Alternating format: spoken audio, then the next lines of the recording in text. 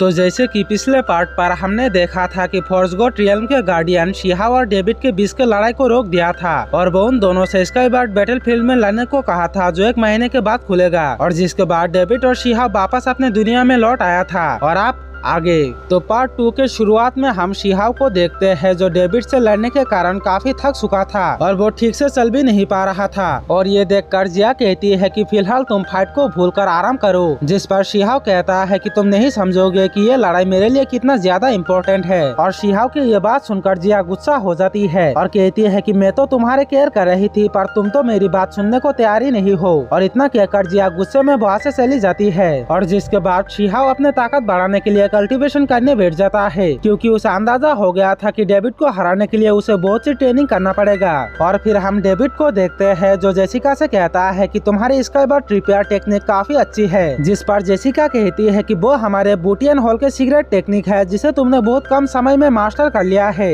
और ये सुनकर डेविड कहता है कि अगले लड़ाई में शिहाव चाहे कैसा भी टेक्निक का यूज ना कर ले पर अब वो मुझसे नहीं बच पाएगा। उधर शिहाव अपने व्हेल और ईगल टेक्निक का कॉम्बाइन करके एक नया टेक्निक बनाने की कोशिश कर रहा था पर वो उसमें कामयाब नहीं हो पा रहा था। और तभी वहाँ जिया के फादर यानी कि फायर एम्पेरर आ जाता है और जिसे देखकर शिहाव हैरान हो जाता है। फिर फायर एम्पेरर शिहाव से कहता है कि मैं बस यहाँ तुम्हें शुक्रिया देने आया था क्योंकि तुमने हमारे स्टूडेंट को उन बुरे लोगों से बचाया। और ये सुनकर शिहाव कहता है कि इसकी कोई जरूरत नहीं है क्योंकि मैंने ऐसा जिया के प्रॉमिस करने पर ही किया था, साथ ही आपके स्टूडेंट भी ब्लड सेक्रीफाइस को तोड़ने में मेरी मदद की थी। और तभी फायर एम्पेरर शिहाव के ऊपर अपने थोड़ी सी एनर्जी इस्तेमाल करता है जिससे शिहाव सर्वाइव कर पाता है। और ये देखकर शिहाव फायर एम्पेरर से पूछता है कि आप ऐसा करके मुझे क्या सिखाना चाहते हैं, जिस पर फायर एम्पेरर कहता है कि पहले मुझे ये बताओ कि तुम कल्टीवेशन क्यों कर रहे हो, जिस पर शिहाव कहता है क्योंकि मुझे डेविड को हराना है। और ये सुनकर फायर एम्पेरर पूछता है कि फिर डेविड को हराकर तुम क्या करोगे, और इस सवाल के आंसर शिहाव नहीं दे पाते।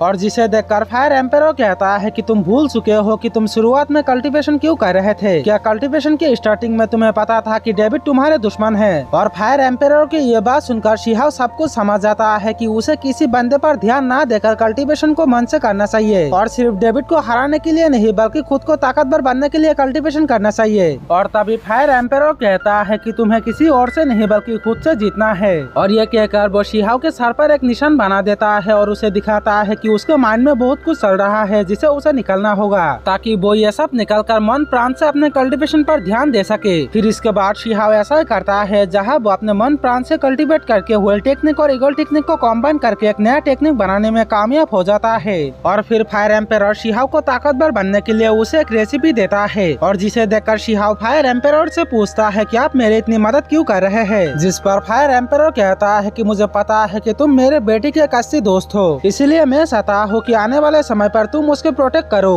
और ये सुनकर शिहाव पूछता है कि आप तो इतने महान एम्पेरर है, आपके पास इतनी ताकत है कि आप खुद अपने बेटी को प्रोटेक्ट कर सकते हैं, तो मुझे उन्हें प्रोटेक्ट करने की क्या जरूरत है। जिस पर फायर एम्पेरर कहता है क्योंकि आने वाला समय कभी भी बदल सकता है। और इतना कहकर फायर एम्पेरर वहाँ से निकल जाता है। फिर फायर एम्पेरर के वहाँ से जाते ही शिहाव अपने मन में सोचता है कि फायर एम्पेरर इतना घबराए हुए क्यों थे, क्या वो भी मुझसे वही बात करना चाहते थे जो आज तक मुझे कई लोगों ने की है कि बहुत जल्दी ही एक बड़ा खतरा आने वाला है। अब शिहाव ये सोच ही रहा होता है कि तभी वहाँ जिया आ जाती है और शिहाव से पूछती है कि मेरे डैड कहाँ है क्योंकि मैंने उसके यहाँ आने का ताकत महसूस किया है। जिस पर शिहाव कहता है कि वो अभी अभी यहाँ से निकल गई है और वो उससे फ्लर्ट करता हुआ कहता है कि अगर तुम कहो तो मैं उसे वापस बुला कर लाऊं। और ये सुनकर जिया उसे मारते हुए कहती है कि अगर तुम्हें मुझसे सही से बात नहीं करनी है तो मत करो। लेकिन तभी शिहाव उसके हाथ पकड़कर उसे थैंक यू देती है। और ये सुनकर जिया शर्मा जाती है और कहती है ठीक है मैंने तुम्हें माफ कर दिया। साथ ही वो उससे पूछती है कि क्या तुम अभी भी डेविड से लड़ना चाहते हो, जिस पर शिहाव कहता है कि मैं बस उससे लड़ना नहीं बल्कि उसे हराना भी चाहता हूँ। और ये सुनकर जिया उसे बताती है कि मैंने पता लगाई है कि डेविड अपने माइंड को शार्प कर रहा है क्योंकि वो तुम्हें हराने के लिए पूरा तैयार हो रहा है और इसीलिए अब तुम्हें भी अपने पावर्स को बढ़ाने के लिए प्रैक्टिस पर ध्यान देना चाहिए। साथ ही वो उससे कहती है कि अब तुम प्रैक्टिस करोगे और तुम्हारा पूरा प्रोटेक्ट मैं करूंगी। जिस पर शिहाव कहता है कि ये सब बातें बाद में करेंगे, पहले चलो कुछ खा लेते हैं, बहुत भूख लगी है। और ये कहकर वो जिया के साथ मिलकर उन बिस्ट को पकड़ने जाता है जिसका जिक्र उस रेसिपी के अंदर था, जिस रेसिपी को फायर एम्पेरर ने उसे गिफ्ट के थ्रू दिया था।